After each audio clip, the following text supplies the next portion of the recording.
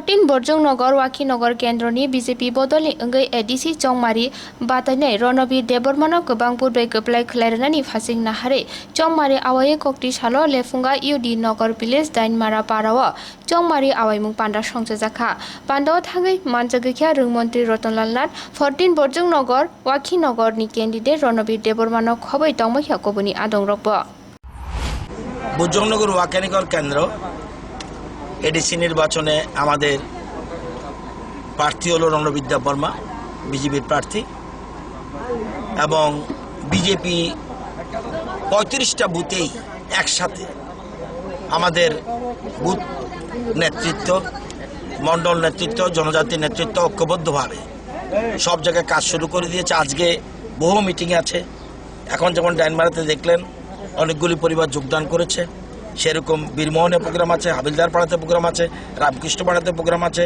Banikya চমনিতে programme আছে, টিংটং পাড়াতে programme আছে, ভগবান চৌধুরী পাড়াতে বিলেজে প্রোগ্রাম আছে, বিভিন্ন জায়গায় প্রোগ্রাম আছে।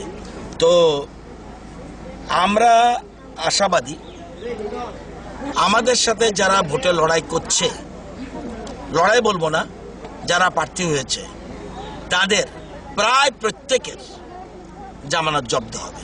এটা আমি দায়িত্ব নিয়ে বলতে পারি, জামানত জব্দ হবে। কারণ স্বতঃস্ফূর্তভাবে বিশেষ করে মান্দাই এলাকার যে বুথগুলি পড়ছে এবং বরকাঠাল মানে সিমনা বিধানসভা কেন্দ্রের যে বুথগুলি পড়ছে, আমাদের এলাকা তো আছেই, বামুটিয়া এলাকারও আছে, সব জায়গায় প্রত্যেকটা বুথেই ৩৫টা বুথেই রণবীর দেববর্মা ভালো লিড পাবে। এর কারণেই অন্যান্য প্রার্থীদের জামানত জব্দ হবে এবং এর মধ্যে অনেকেই মাঠে নেই। দু একটা পার্টিকে মাঠে পাওয়া গেলেও মানুষ বুঝে ফেলেছে এরা আসলে ভোটের সময় আমদানি হয়, ভোটের পরে এদের খুঁজে পাওয়া যায় না। আমরা এই রাজ্যে উপজাতিদের যারা এই রাজ্যের উপজাতিদের নিয়ে বিভিন্ন সময় বিভিন্ন রাজনৈতিক দল বহু ছেলে খেলা করেছে, কিন্তু প্রকৃত অর্থে তাদের ট্রাইবেলদের উন্নয়নের জন্য এডিসি এলাকায় বসবাসকারী মানুষের জন্য কোনোদিন তারা মনে প্রাণে কাজ করেনি। আপনারা বলুন গণমুক্তি পরিষদ, মনে করুন টিএফজিএস, টিএসপিপি, ত্রিপ্রাহা, এনসিটি, টিটিএনসি, এনএসপিটি, টিএনভি এবং টিএসপি, আইএনপিটি, টিপিএফ, ত্রিপুরা এবং আরও বর্তমানে ত্রিপুরামথা, যদিও ত্রিপুরামথা নামে কোনো প্রার্থী আমরা দেখছি না। এটা তো আর একটা ছলচাতুরি অংশগ্রহণ করেছে।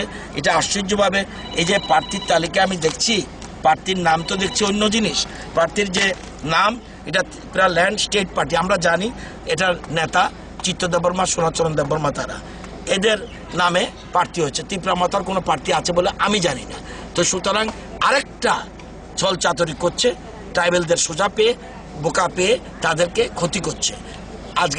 আজকে পুরনো এটা 1970 সন নয়, আজকে বহুদিন পর ট্রাইবেলরা মনে করছে, জনজাতিরা মনে করছে যে আমরা একটা সরকার পেয়েছি, একটা রাজ্য পেয়েছি যেটা আমাদের রাজ্য।